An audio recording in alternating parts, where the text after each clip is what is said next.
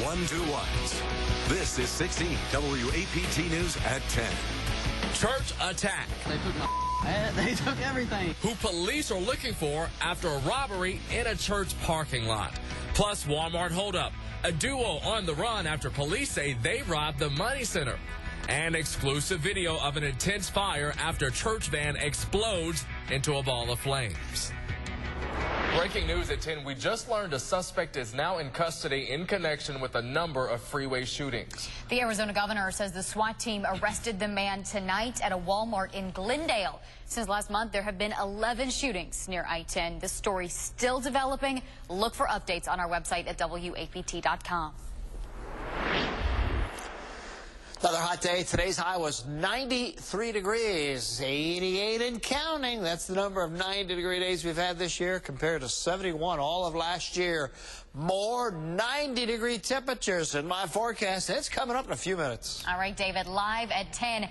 An investigation after an attack and a robbery at a Jackson church. Well, it happened at the Relevant Empowerment Church on Northside Drive, right across from a police precinct. 16 WAPT's Hadas Brown reports police need your help to find them.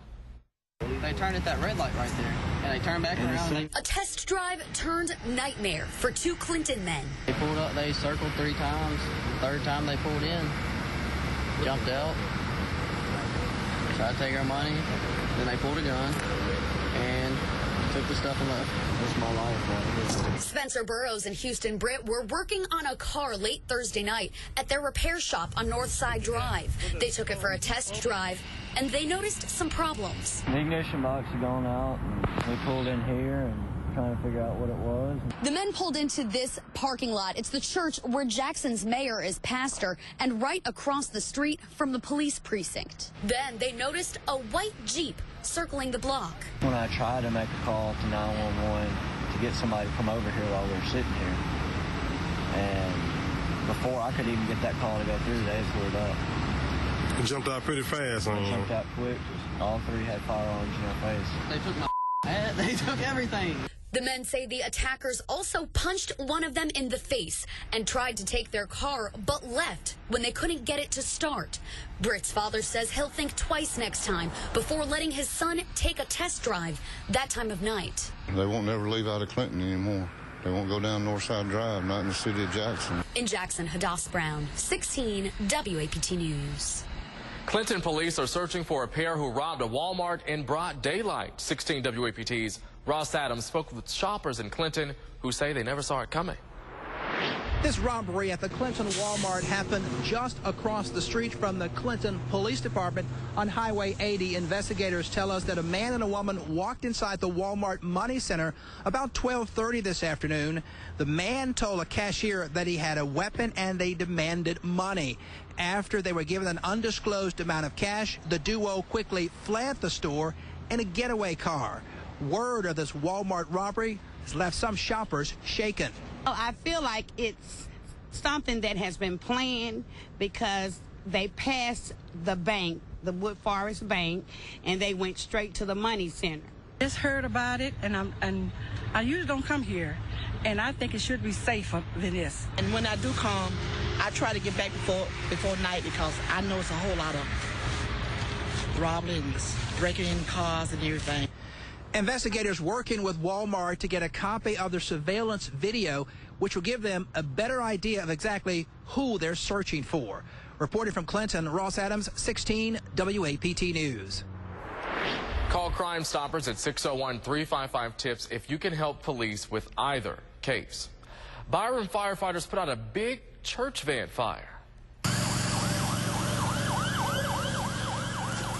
Look at those flames. You can see the fire just destroyed the van. The driver says he was taking it to a junkyard because of mechanical problems. Firefighters in Byram and Hinds County were there to put out the flames. The driver says the fire spread very quickly. I'm glad I didn't have the kids and all that, because that's what we usually use it for. My wife was talking about getting it fixed, but see how God works. In mysterious ways, investigators say the fire started from an electrical problem. The daughter of the woman killed by the Delta State shooting suspect is talking for the first time tonight. Abigail Osteen is the only child of Amy Prentice. Goshen police say Shannon Lamb killed her mother in their home Sunday night. He admitted to the murder during a 911 call Monday before investigators say he killed Professor Ethan Schmidt. Today, Osteen spoke about her mom.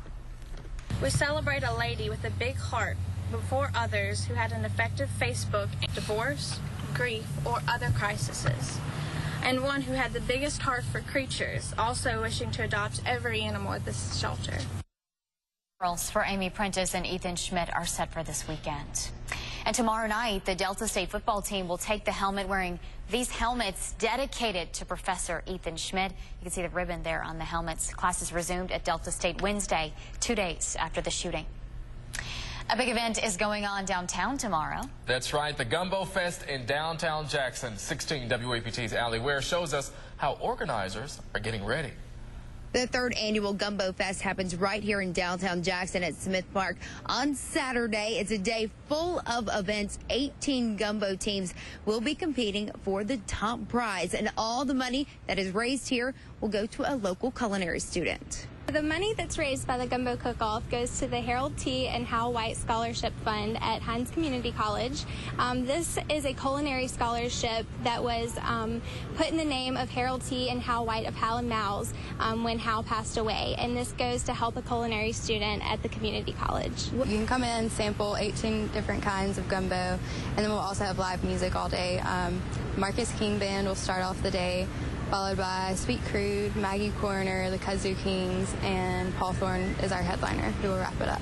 The gates open Saturday at 11. They will close at 7 o'clock tomorrow. You'll get to see all of those bands, and 16 WAPT is a sponsor, so you'll see some of us out here as well. Tickets are available at the gates. In Smith Park, Allie Ware, 16 WAPT News. Last year, Gumbo Fest raised over $7,000 for the scholarship fund. Well, the city of Jackson is trying to fix 2 water main breaks. Crews repaired the first break off Old Canton Road near Kings Highway yesterday. The second closer to Murrah High School. Officials say they don't know what caused the break. Water crews say more than 100 connections were affected. Donald Trump under fire for what he didn't say at one of his town hall events. As ABC's Kenneth reports, he's taking criticism from all sides. Today, a more strong reaction about Donald Trump's lack of reaction to this question at a New Hampshire town hall. We have a problem in this country. It's called Muslims. We know our current president is one. Right. You know he's not even an American. We need this birth question. certificate, man. Trump stayed quiet on the inflammatory remarks about the president and Muslims. Well, I was appalled. Trump's rivals pounced. Hillary Clinton called Trump's silence disappointing, disturbing, and discriminatory. He knew, or he should have known, that what that man was asking was not only way out of bounds, it was untrue. John Kasich's campaign and Chris Christie said President Obama is both American and a Christian, defending the president in the way John McCain did in 2008 when this woman made a similar inflammatory statement. No, ma'am. No, ma'am. He's a decent family man, citizen that I just happen to have disagreements with. Late this afternoon, more GOP candidates weighed in at the South Carolina Heritage Action Presidential Forum. Rick Santorum defended Trump. It's not my job. It's not Donald Trump's job. It's not anybody's job to police a questioner. The questioner can say whatever he wants. It's a free country. Ted Cruz had nothing to say about Trump, but was critical of the president.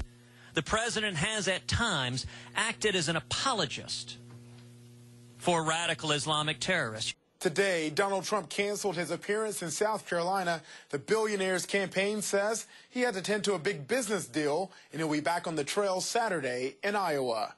Kenneth Moten, ABC News, Washington.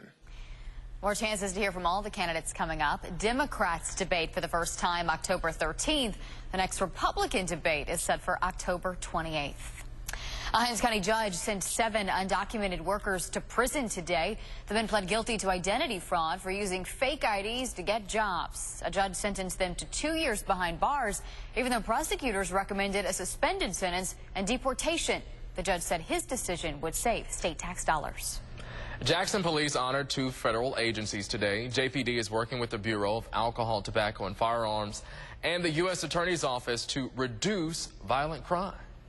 And we're specifically targeting people who have a history of participating in violent activities. Well, it's that we want to be proactive, go to the schools, talk to the students about getting involved in violent activities, and just try to curtail everything that's going on. The three agencies say their goal is working together to put criminals in federal prison. Well, St. Andrew's School launched a major construction project today. 3, 2, 1. And with that, plans include an early childhood learning center in Fondren.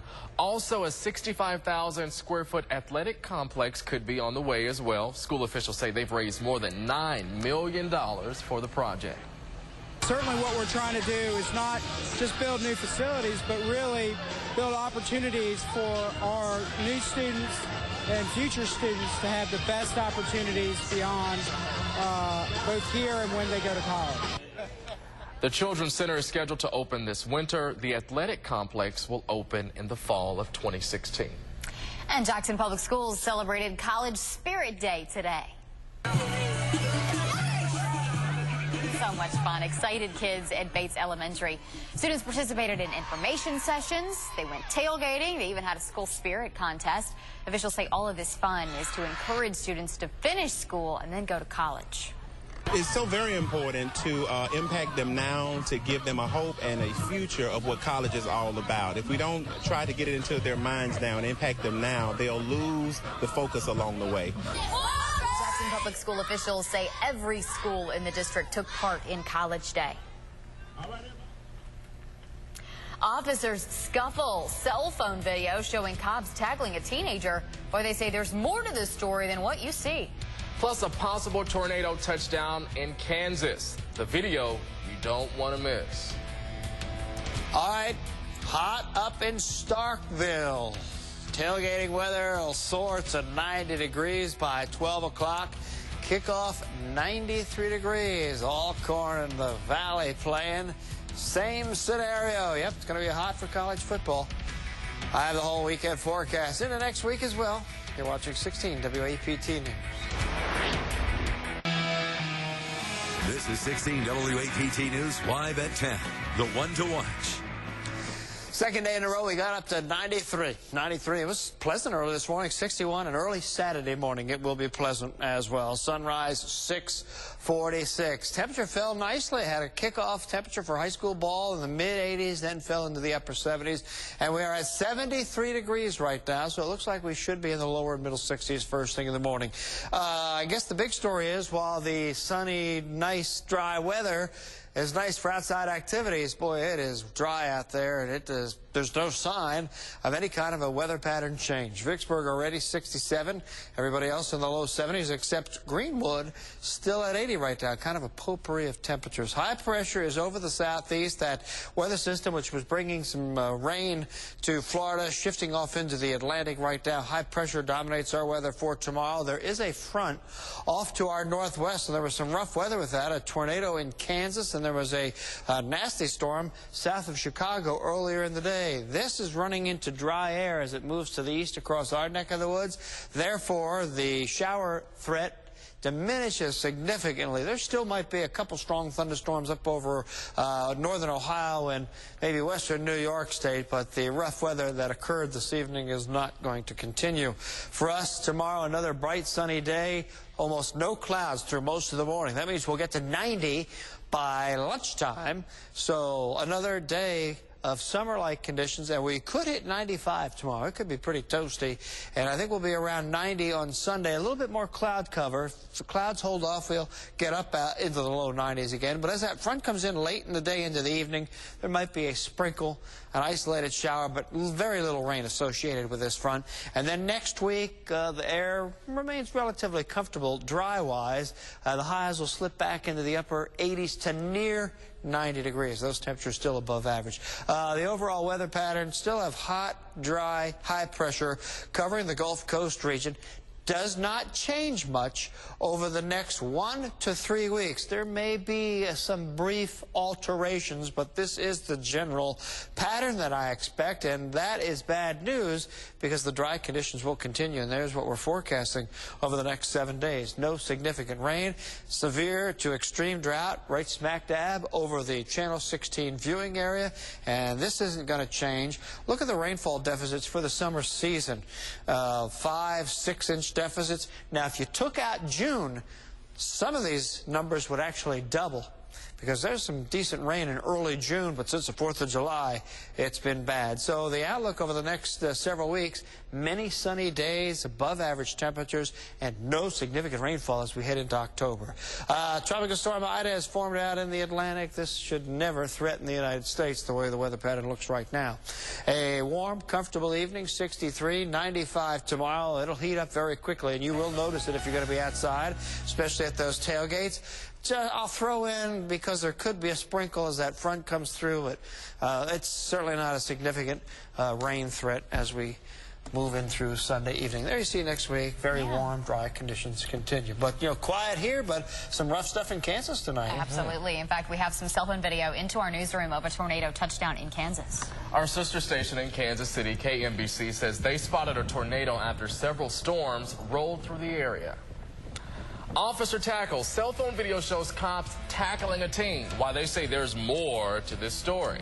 Plus, oh boys, what makes these babies so incredibly rare. And high school football. Ray Coleman has your Blitz 16 highlights coming up. You're watching 16 WAPT News at 10, the only one to watch. A Georgia officer is recovering tonight after being shot at a gas station. It happened earlier this afternoon. Authorities say the officer was pulling over a car when two people got out and started shooting at police.